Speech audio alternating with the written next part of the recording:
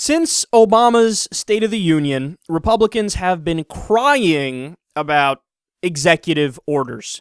They're calling Obama a king and an imperialist.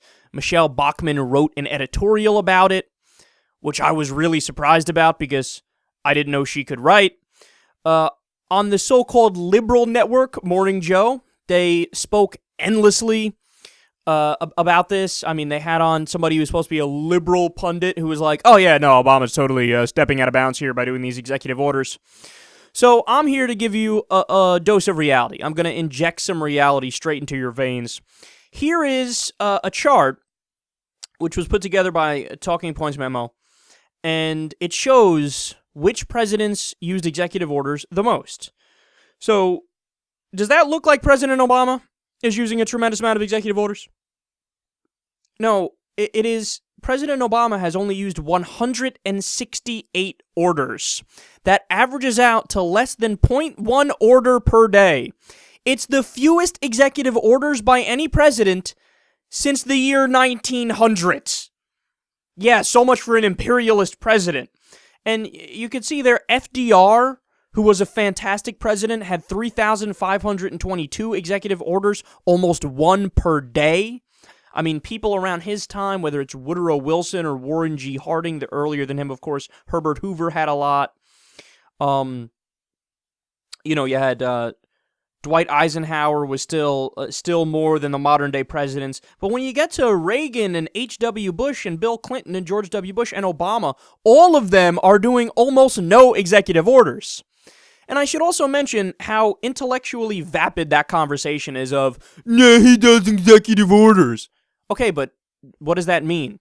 So are all executive orders just bad by definition? Are they in and of themselves evil things? Are they just negative for sure? And that's not true. I mean, executive orders can be good things and they can be bad things. And they can be legitimate and they can be illegitimate. It depends what you're doing. So, for example, Obama's executive order when it comes to the minimum wage, if he had done an executive order that said, I'm going to raise it for everybody in the nation, in the private sector and the public sector, just with the flick of my pen, that would be unconstitutional. That would have to go through Congress.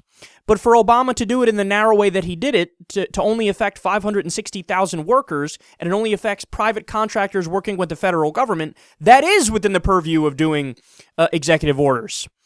So there's your reality. Don't listen to all these ridiculous pundits who have no idea what the hell they're talking about when they say that Obama's an imperialist because of the executive orders. If you want to talk about Obama being an imperialist, talk about the fact that we're still in Afghanistan and we're about to stay there for 11 more years. Okay, that's real imperialism. There you have a reason to say, yeah, that's kind of imperialist. Only 17% of the nation wants to be there.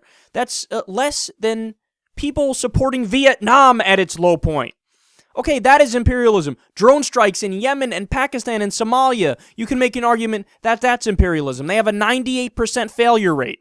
That could be imperialism. Just trying to unilaterally deciding if I want to go into Syria, I can. That would be imperialist, okay? Because Congress has to declare war under the Constitution. So many areas, Guantanamo Bay still open, restricting civil liberties and due process of law, doing NSA spying. That stuff you can make an argument is imperialist. But in the actual substantive area, nothing from the media. Nothing. Unilateral agreement that what he's doing is perfect. It's totally hunky-dory. We're all on board. But when it comes to something where he is allowed to do it, all of a sudden he's an imperialist.